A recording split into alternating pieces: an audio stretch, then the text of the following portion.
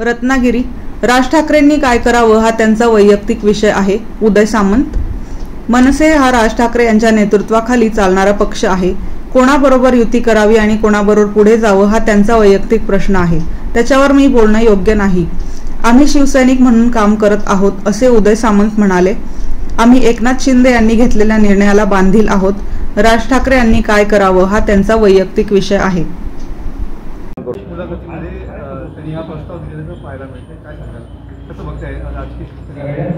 मनसे हा वैयक्तिक माननीय राजसाहेब ठाकरे यांच्या नेतृत्वाखाली चालणारा पक्ष आहे. त्यांनी कोणाला हात पुढे करावा, त्यांनी कोणाबरोबर युती करावी, त्यांनी कोणाबरोबर राजकीय पुढे जावं हा त्यांच्या पक्षाचा आणि त्यांचा नेते म्हणून वैयक्तिक प्रश्न आहे. त्याच्यावर मी बोलणं अजिबात योग्य नाही. आम्ही शिवसेना म्हणून काम करतो, एकनाथ शिंदे साहेबांच्या नेतृत्वाखाली काम करतो. आम्ही शिवसेनेच्या एकनाथ शिंदे साहेबांनी घेतलेल्या निर्णयाला बांधील आहोत. त्याच्यामुळे राजसाहेबांनी काय करावं हा त्यांच्या वैयक्तिक पक्षाचा आणि त्यांचा प्रश्न आहे.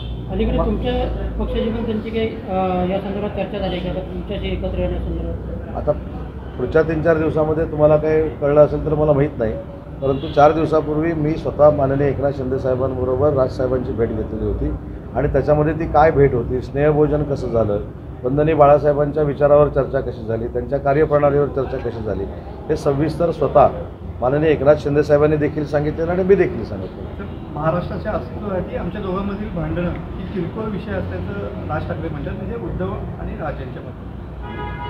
मी तेच सांगितलं की राजसाहेबांच्या मुलाखतीमध्ये राजसाहेब असं का म्हणाले हे राजसाहेबच सांगू शकतात ना, उदय सामंत कसं काय सांगू शकतात.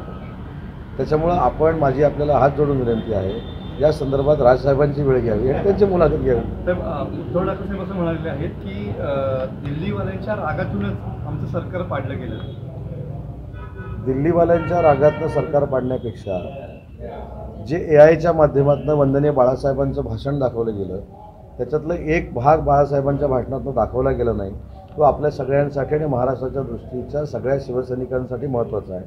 तो भाग म्हणजे बाळासाहेब असं म्हणाले होते की ज्यावेळी काँग्रेसबरोबर जाण्याची वेळ येईल, काँग्रेसबरोबर विचार करण्याची वेळ येईल, काँग्रेसबरोबर युती करण्याची वेळ येईल, त्यावेळी मी माझं शिवसेनेचं दुकान बंद करावं लागलं तरी बंद करेन, पण काँग्रेसबरोबर जाणार नाही. हे वाक्य काही लोक विसरलेले आहेत आणि ही सगळी मंडळी काँग्रेसच्या मांडीवर जाऊन बसली. 2-2.5 वर्ष आम्ही सगळे सांगत होतो की आपण नॅशनल अलायन्समध्ये आलं पाहिजे, ते आली नाही आणि म्हणून दिल्लीच्या नेतृत्वाच्या बरोबर आम्ही काम करतो ठीक आहे, परंतु एकनाथ शिंदे साहेबांना त्यांचा स्वतंत्र विचार आहे, आम्हाला सगळ्यांना स्वतंत्र विचार आहे.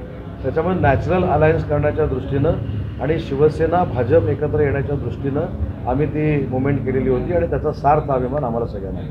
काँग्रेसच्या काळात शिवसैनिकांना टाळा लावण्याच्या धमक्या यायच्या, आजही तशाच पद्धतीची धमक्या येतात असं उद्धव ठाकरे म्हणतात.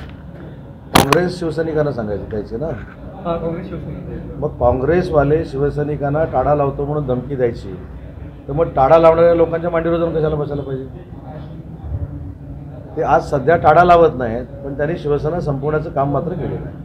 तर ज्या पद्धतीनं हिंदी भाषा निवड केलेली आहे शैक्षणिक अभ्यासक्रमामध्ये, त्याचा विरोध तुम्ही मनसे करत आहेत. मी मागच्या मुलाखतीतून सांगितलं होतं की या संदर्भात आपण चर्चा करू म्हणून. आज याबाबत मला असं वाटतं की मुख्यमंत्री महोदयांनी त्यांचं मत मांडलेलं आहे. याच्यामध्ये हिंदी ही आपली देशाची राष्ट्रभाषा आहेच म्हणण्यापेक्षा संवादाची एक भाषा आहे, तर ती कशा पद्धतीनं अभ्यासक्रमामध्ये आणावी या संदर्भामध्ये सविस्तर चर्चा करू. वेळ पडल्यास राजसाहेबांची भेट घेऊन देखील त्यांचं म्हणणं ऐकून घेऊ, परंतु याच्यातनं वादंग होणार नाही आणि आमच्या महाविकास आघाडीच्या लोकांना हातात कोलीत मिळणार नाही याची दक्षता आम्ही नक्की घेऊ.